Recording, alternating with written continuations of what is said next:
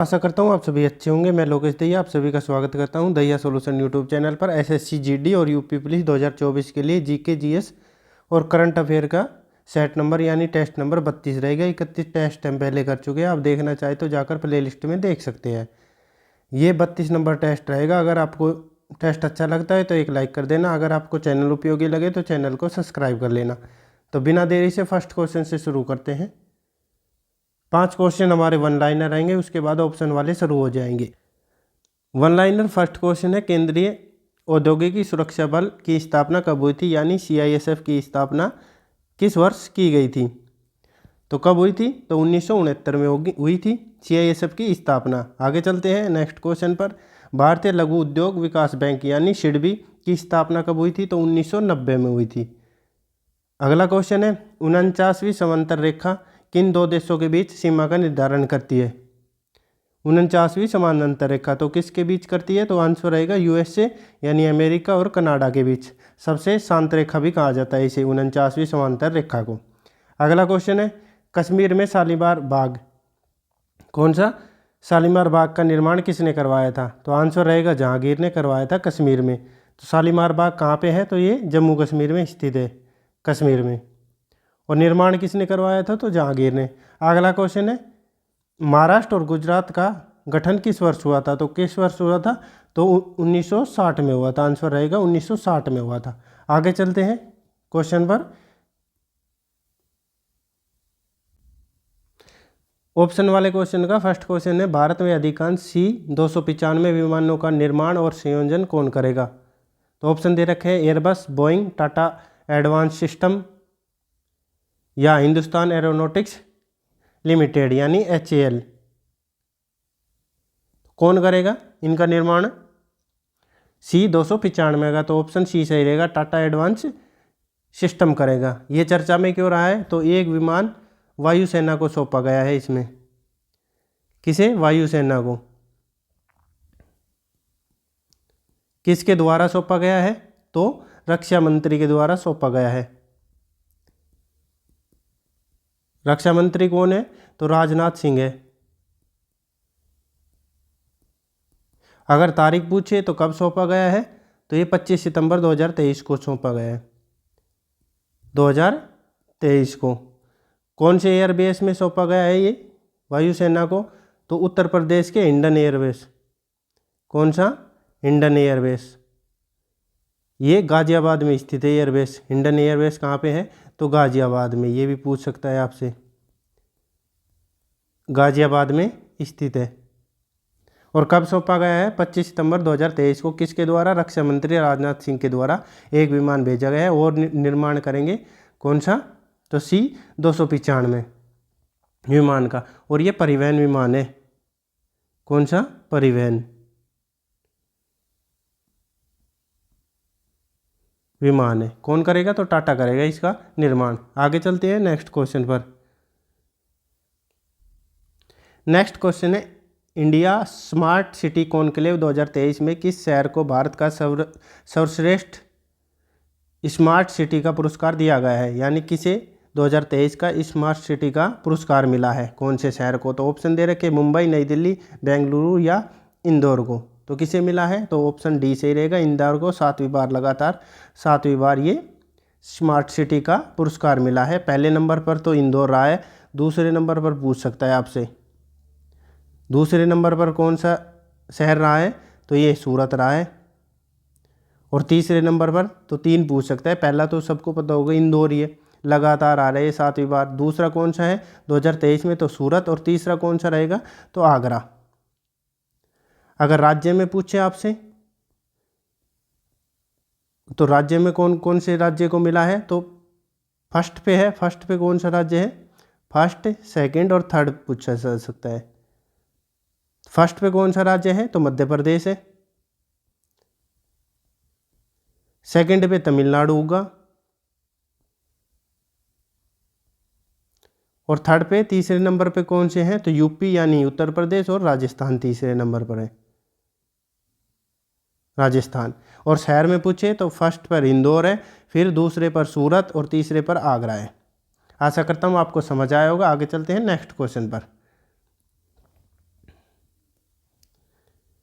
Next question है, विश्व पर्यटन दिवस 2023 की थीम क्या है? ऑप्शन दे रखे, पर्यटन और सांस्कृतिक विविधता, बेहतर कल के लिए सतत पर्यटन, पर्यटन और हरित निवेश, या पर्यटन के लिए नए क्षितिज की खोज। तो कौन सा सही रहेगा? 2023 की थीम क्या रहेगी आपको बतानी है, मैं बता देता हूँ। अगर दिवस कब मनाया है जाता है तो 27 सितंबर को मनाया जाता है। ये कब मनाया जाता है? 27 सितंबर को मनाया जाता है हर साल। पहली बार कब मनाया गया था? अगर पहली बार पूछे आपसे तो कब मनाया गया था, तो 1980 में मनाया गया था। तो थीम क्या रहेगी? तो ऑप्शन सी सही रहेगा, पर्यटन और हरित निवेश थीम थी। राष्ट्रीय, अगर राष्ट्रीय पर्यटन दिवस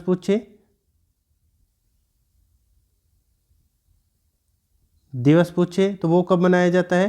तो वो 25 जनवरी को मनाया जाता है। आशा करता हूँ आपको समझ आया होगा। आगे चलते हैं नेक्स्ट क्वेश्चन पर। नेक्स्ट क्वेश्चन है, शेर खान ने, यानी शेर खा सूरी या शेरशाह सूरी या शेर खान सूरी कह सकते हैं इसे। तो शेर खान ने डैश में चौसा में हुमायूं को हराया था, यानी चौसा का युद्ध हुआ था, वो कब हुआ था?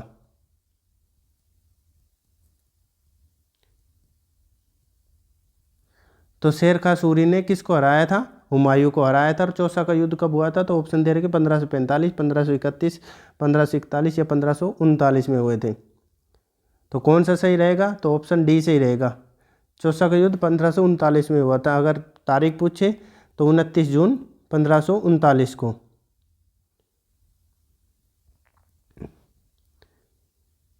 शेरशाह सूरी या शेर खान सूरी?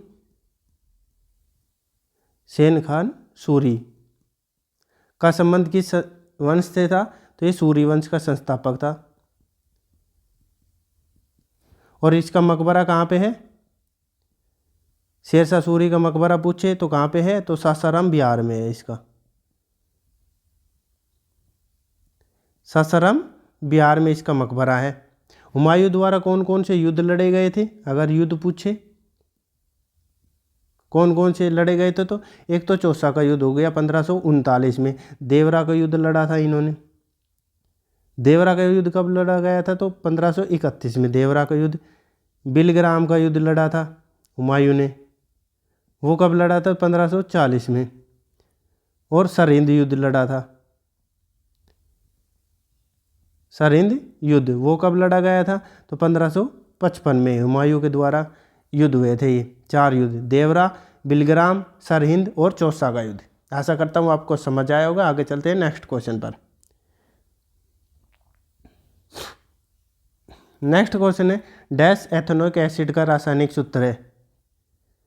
एथेनोइक एसिड का दूसरा नाम क्या है? तो एसिटिक अम्ल कह सकते हैं इसे, एसिटिक अम्ल। तो कौन सा रहेगा? CH2 COOH CH3 COOH CH3OH CH2OH। तो कौन सा फॉर्मूला रहेगा? रासायनिक सूत्र कौन सा रहेगा? तो ऑप्शन बी सही रहेगा इसका, CH3 COOH रहेगा इसका। इसे एसिटिक अम्ल भी कहा जाता है। आगे चलते हैं नेक्स्ट क्वेश्चन पर। नेक्स्ट क्वेश्चन है, राज्य के राज्यपाल के रूप में नियुक्त होने के लिए न्यूनतम आयु कितनी होनी चाहिए? यानी राज्यपाल के लिए नियुक्त होने के लिए कितनी न्यूनतम आयु की आवश्यकता होती है? 30 वर्ष, 25 वर्ष, 35 वर्ष या 27 वर्ष?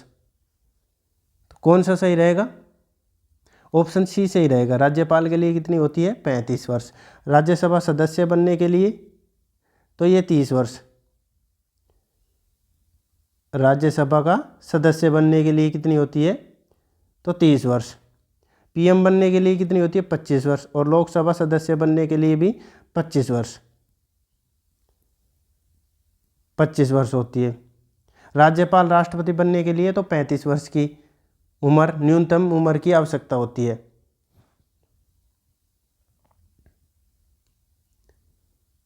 लोकसभा की होगी 25, राज्यसभा की 30। और पूछे जाते पंचायत चुनाव के लिए, पंचायत चुनाव लड़ने के लिए उसमें तो न्यूनतम 21 वर्ष। और वोट डालने के लिए, मतदान के लिए आयु कितनी, तो 18 वर्ष। यानी मतदान करने के लिए न्यूनतम 18 वर्ष होती है। और पहले 21 से 18 वर्ष, पहले 21 वर्ष हुआ करती थी, उसके बाद 18 वर्ष कब की गई, ये भी पूछ सकता है। तो 61वें संविधान संशोधन के तहत, संशोधन 1988 के तहत 21 वर्ष से घटाकर मतदान की कितनी कर दी गई, तो 18 वर्ष कर दी गई। ये भी याद रखना, महत्वपूर्ण क्वेश्चन है। आशा करता हूँ आपको समझ आया होगा। कौन सा था, तो 61वां संविधान संशोधन था 1988 वाला। 21 वर्ष से घटाकर 18 वर्ष कर दी गई वोट डालने यानी मतदान करने की आयु। सरपंच के लिए कितनी होगी चुनाव में लड़ने के लिए, तो 21 वर्ष। लोकसभा सदस्य पीएम बनने के लिए तो 25 वर्ष। और राज्यसभा सदस्य बनने के लिए 30 वर्ष। और राज्यपाल और राष्ट्रपति बनने के लिए तो 35 वर्ष की आवश्यकता होती है न्यूनतम। आगे चलते हैं नेक्स्ट क्वेश्चन पर। नेक्स्ट क्वेश्चन है, भारतीय संविधान का कौन सा अनुच्छेद शिक्षा का अधिकार प्रदान करता है। ऑप्शन दे रखे हैं, अनुच्छेद 22, अनुच्छेद 21, अनुच्छेद 23 या अनुच्छेद 20। और ये जोड़ा कब गया था, तो ये 86वें संविधान संशोधन सन 2002 के तहत जोड़ा गया था। और इसमें 11वां मौलिक कर्तव्य जोड़ा गया था, जिसमें शिक्षा का अधिकार था। शिक्षा का अधिकार। मौलिक कर्तव्य कितने थे, तो शुरू में 10 थे। 10 कब जोड़े गए थे, तो ये 42वें संविधान संशोधन 1976 के 10 मौलिक कर्तव्य जोड़े गए थे। और 11वां कब जोड़ा गया था, तो ये सन 2002 में जोड़ा गया था। कब, अगर डेट पूछे आपसे तो 2 दिसंबर सन 2002 को जोड़ा गया था। 11वां मौलिक कर्तव्य कौन सा, शिक्षा का अधिकार। अनुच्छेद पूछे तो अनुच्छेद कौन सा रहेगा, तो ऑप्शन बी से ही रहेगा, अनुच्छेद 21 से। 6 से 14 वर्ष के बच्चों के लिए निःशुल्क और अनिवार्य शिक्षा। निःशुल्क और अनिवार्य शिक्षा किस में है, तो अनुच्छेद 21 से। और एक होता है RTE एक्ट कब आया था, यानी right to education. Right to education कब आया था ये अधिनियम, तो 2009 में आया था। और लागू कब हुआ था, अगर लागू पूछे, लागू कब हुआ था, तो 1 अप्रैल 2010 में, यानी शिक्षा का अधिकार तो 1 अप्रैल 2010 में लागू हुआ था। आशा करता हूँ आपको समझ आया होगा। आगे चलते हैं नेक्स्ट क्वेश्चन पर।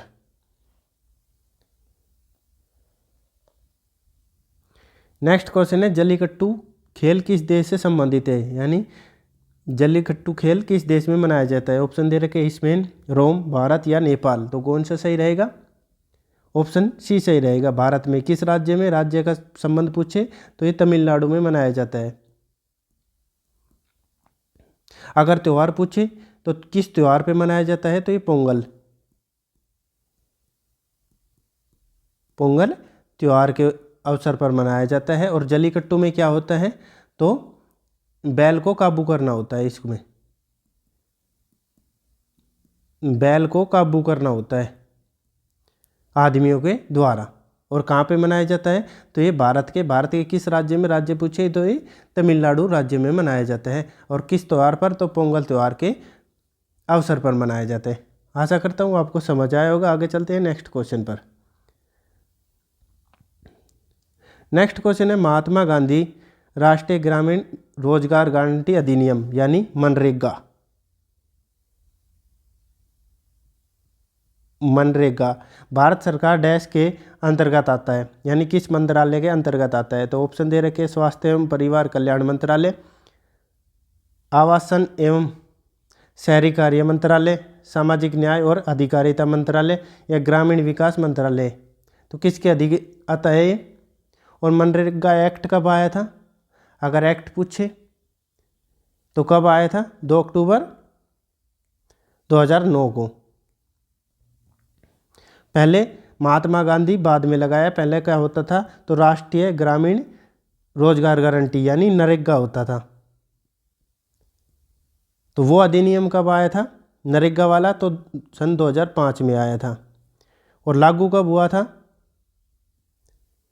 2 फरवरी सन 2006 में हुआ था। फिर बाद में सन 2009 में महात्मा गांधी कर दिया गया, महात्मा गांधी राष्ट्रीय ग्रामीण रोजगार गारंटी अधिनियम कर दिया गया, यानी मनरेगा कर दिया। पहले लागू क्या हुआ था? तो नरेगा से, यानी राष्ट्रीय ग्रामीण रोजगार गारंटी अधिनियम। और किस मंत्रालय के अंतर्गत? तो ऑप्शन डी सही रहेगा, ग्रामीण विकास मंत्रालय। इसका गठन कब हुआ था? तो 1999 में इसका गठन हुआ था। उससे पहले कौन सा था? तो उससे पहले ये था ग्रामीण विकास विभाग था। ये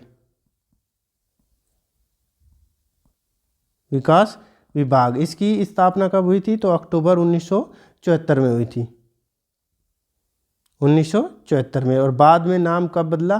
तो 1999 में क्या कर दिया गया? ग्रामीण विकास मंत्रालय कर दिया गया। आशा करता हूँ आपको समझ आया होगा। आगे चलते हैं नेक्स्ट क्वेश्चन पर। नेक्स्ट क्वेश्चन है, विश्व में हरित क्रांति के जनक कौन है? हरित क्रांति से ज़्यादा परीक्षा में पूछे जा रहे हैं क्वेश्चन। तो कौन है? Adam Smith, Norman Borlaug, Kurien या स्वामीनाथन? तो कौन है? ऑप्शन बी सही रहेगा, नॉर्मन बोरलॉग। विश्व में कहाँ के थे ये? तो ये अमेरिका के रहने वाले थे। कौन थे? तो कृषि विज्ञानी थे ये, कृषि विज्ञानी थे। और इन्हें शांति का नोबेल भी मिला था। वो कब मिला था? कौन सा? शांति का नोबेल किस वर्ष मिला था? तो 1970 में मिला था। और भारत में हरित क्रांति के जनक कौन थे? तो एमएस स्वामीनाथन, स्वामीनाथन जी थे। किसके? भारत में हरित क्रांति के जनक। और इनका किस राज्य से संबंधित था? तो संबंध था इसका तमिलनाडु से, तमिलनाडु से इनका संबंध था। आगे चलते हैं नेक्स्ट क्वेश्चन पर। नेक्स्ट क्वेश्चन है, वॉलीबॉल के खेल में एक समय पर प्रत्येक पक्ष में कितने खिलाड़ियों को फील्ड में खेलने की अनुमति होती है? यानी एक पक्ष में कितने खिलाड़ियों को खेलने की अनुमति होती है? यानी एक पक्ष में कितने खिलाड़ी होते हैं? ऑप्शन दे रखे 5, 7, 6 या 8। तो कितने खिलाड़ी होते हैं वॉलीबॉल में एक पक्ष में? तो ऑप्शन सी सही रहेगा, 6 खिलाड़ी होते हैं। बास्केटबॉल में कितने होते हैं? बास्केटबॉल में, वाटर पोलो में और रग्बी फुटबॉल में।